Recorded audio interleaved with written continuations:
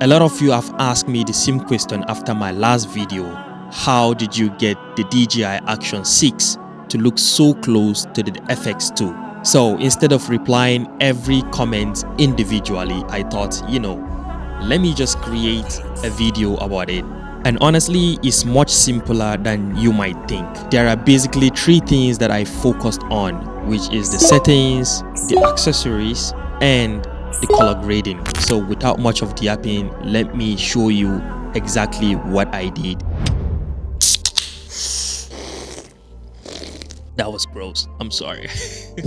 So what's going on, guys? Wali Abdullah here, and welcome back to yet another YouTube video. And today I am actually celebrating my followers. Yes, I might not be celebrating anything, but I have to celebrate my followers. So guys, thank you so much to all the new subscribers, including the old ones. My mission right now is to hit the 1K followers. So please, if you stumble upon this video, make sure to subscribe and join the family, and let's hit 1,000 followers, man. So if you watched my previous video where I compared the DJI Action 6 with the FX2, you probably have seen the final result. And I got quite a few comments asking about the Action 6 settings, what accessories I use, and most especially how I color match the two cameras. So that's exactly what we are going to be doing today. So I'm going to keep this really simple because I don't want this to become one of those videos where I throw 50 technical terms at you and suddenly you are thinking, why did you even bought a camera? We are going to do this in 3 easy steps. First, let's talk about the settings. When you are trying to match two cameras, the first thing you want to do is to make sure you are giving yourself a fair starting point. For the Action 6, I shoot in D-Log-M because I wanted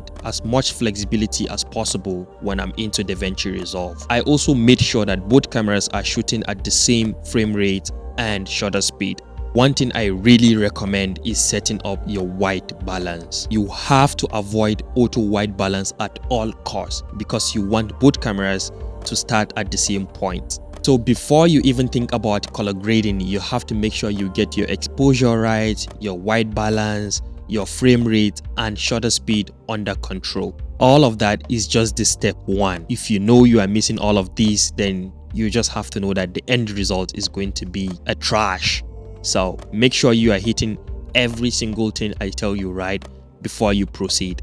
The second thing is accessories, and I think this is something most people underestimate. You have to know that the Action 6 is tiny, which is obviously one of the reasons why I love it. But when you are trying to use it alongside a cinema camera, you need to control your image a little bit more. So for this test, I use this cheap ND filter I grabbed from Taobao, which consists of variable ND filter, a CPL, and a UV lens. And the reason is simple. I wanted to control the amount of light getting into the camera and keeping my exposure consistent. Because if one of the camera is constantly overexposing while the other is perfectly exposed, you are already making your color grading much harder than it needs to be. So don't think of the accessories as something that magically makes the Action 6 looks like FX2. They are really just helping you control the image before you get into post-production.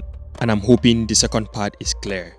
Moving on. So now we made it to the fun part, which is color grading. So once I brought both clips into DaVinci Resolve, the first thing I do is convert them into the Rec 709 and start color correcting both clips, because this way it helps you get both cameras to a similar starting point. So I converted the D-Log-M into Rec 709 and I did the same with the S-Log3 footage. Then I start matching the basics, which is exposure, white balance, contrast, saturation, and skin tones. Once the two cameras were getting close, that's when I started becoming a little bit creative with them. And here is one important thing. Don't try to use any LUTs or preset to fix a footage that is not properly exposed or balanced.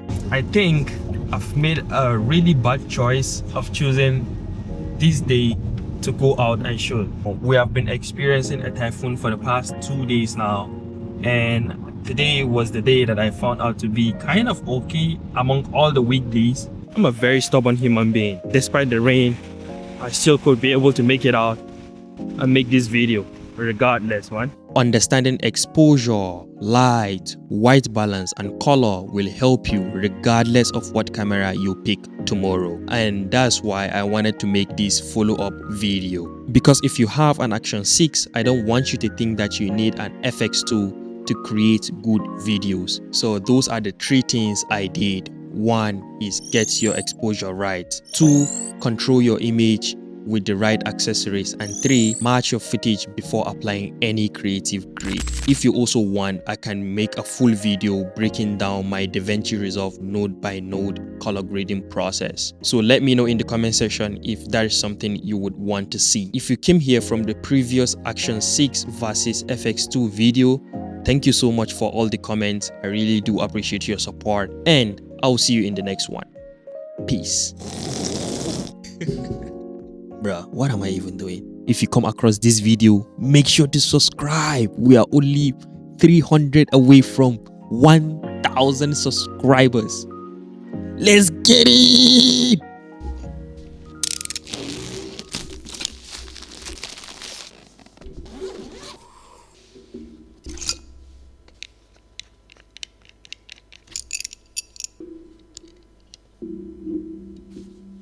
This is what I got for a client back in Nigeria. So I'm going to be testing it out and send it over to him.